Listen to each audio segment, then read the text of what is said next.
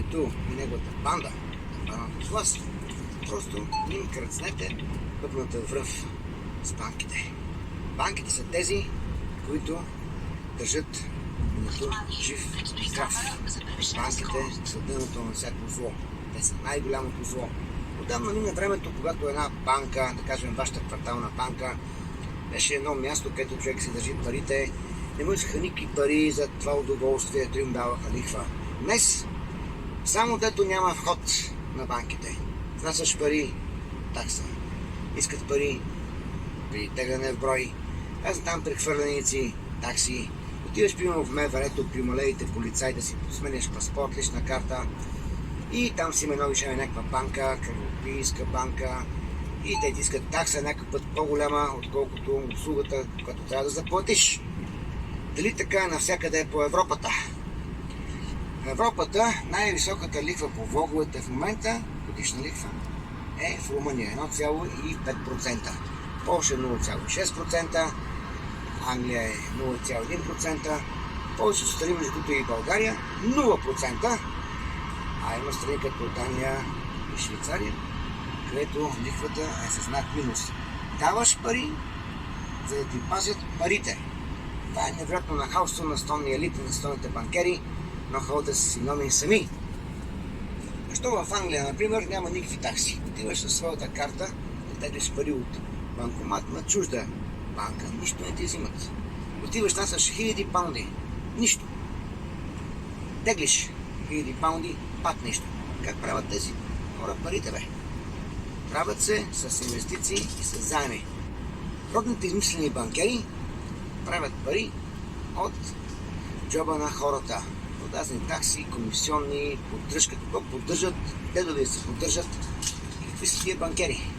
Примерно банкерът Ташкар, Левон Хампарцумян, той е химик по образование. Какъв е този смешник? Каква му е заплатата? Безумна заплата. Отделно никой не каза какви премии взима, какви добавки взима на нехранителни парични добавки. Да не говорим за централните банкери от БНБ.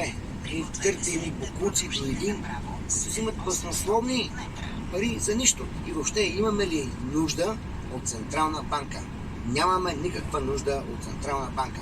Всичко може да си бъде и без централна банка. Но тези, които работят там, в високи позиции, имат нужда от централна банка. И то каква? Голяма нужда имат.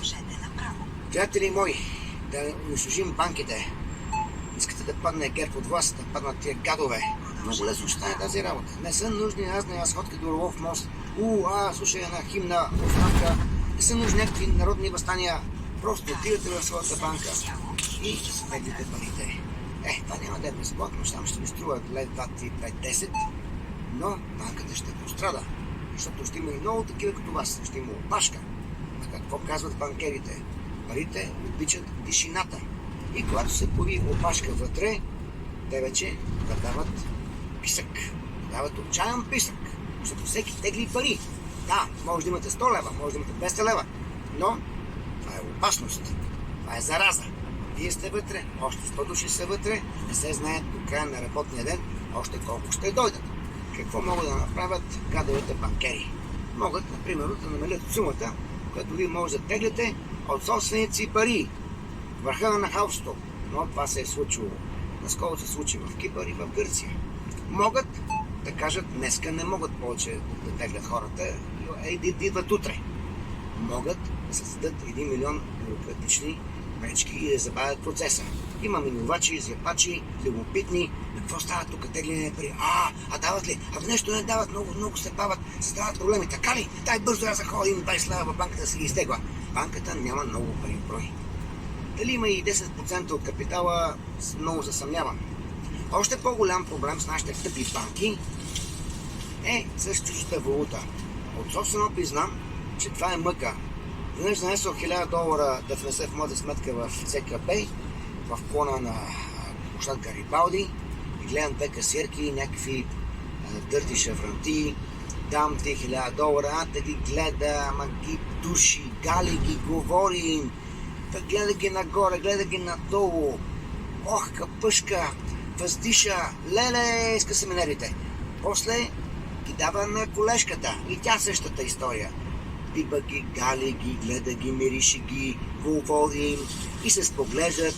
То са истински парите, ама ако не са истински, половин час за $1000. Половин час ставаш луд.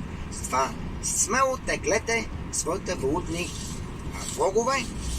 Банките имат съвсем малко чужда валута, съвсем малко, защото не могат да не печатат. Нашите лечета могат да въртнат там една нощна смяна на циклостила и пей сърце. И когато всеки изтегли своите пари в банката, това ще се разчуе. И ще настане паника.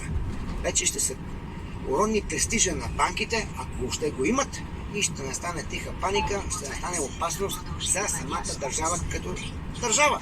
Да сигурно ще излезе дебила управител на БНБ, ще каже, че системата е много стабилна. Ще излезе нашия вожд Венето и ще каже, че това е някаква провокация, пари има колкото искате, вижте ми какво чекмеджевам пълно с мангизи.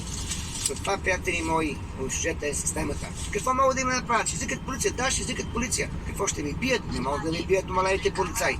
Вие отивате в банката културно и спокойно и си искате парите. За какво да ви бият? Ще ви изкарат отвънка. Нищо. По-добре.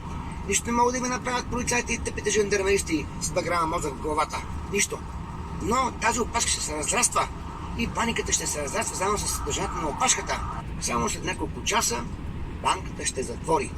Това е самоубийствен ход, но няма друг ход освен този, защото вече пари няма. И БНБ я докара камион с пари, я не докара. Много клонове, много нещо. И когато има затворена банка, пред нея има една тълпа, това е картинка мечта. Тогава вече и само тогава западните педераси ще пускат сметка от нашите педераси, защо техните банки са в такова плачевно състояние и защо има тази тълпа отвънка пред всеки клон на банката Хикс и защо хората си искат парите. Ти какво правиш, Венето? Как гледаш ти нашите интереси? Тогава Венето може да падне само тогава, когато не стъпим Запада по мазола. Това са банките. Така че, приятели мои, не губете време. Теглете си парите. Плащате в брой. Не използвате никакви кредитни карти, никакви дебитни карти. Не ползвате никакви услуги на банката. Никакви. Да ги унищожим. Нека всички заедно да унищожим това най-голямо зло на земята – банката. Ако ние днес с вас не унищожим банките, те ще ни дадат сметката много скоро, защото просто няма да има пари брой. Това сега е борбата. Да се премахнат парите брой, на пълен контрол върху всичко и върху всеки. Ще има чипчета, парите просто ще изчезнат и тогава няма какво да теглим. Няма да има опашката в банката, няма да има зарени хора, които си искат парите. Няма пари брой. Това, приятели мои, се гледате смело. Да видим сметката на тези гадни банки. Вие бяхте с Янсен Вандерштрудел от Западния